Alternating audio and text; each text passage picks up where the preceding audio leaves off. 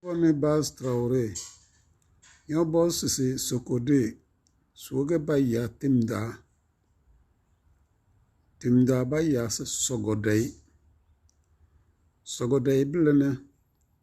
Bige to Chanauda Kieko, Yere Yidege, Chanauda Kieko Yide, Nina Segbedei Dodo, Kieko Yidena, Nina Pare, Kieko Yidena. To Sogodei Kieko Yidege, Sogodei Blene, Lekege Kieko Wenki, Bayank Bangberina, the Bayakse,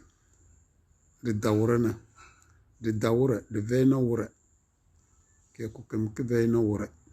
Bangber Bayankage, Rosga Bayaks, the Daure, Make day de, Baba Fakne, get Sogodei. Mina baba sak badayna do cha naw yiram la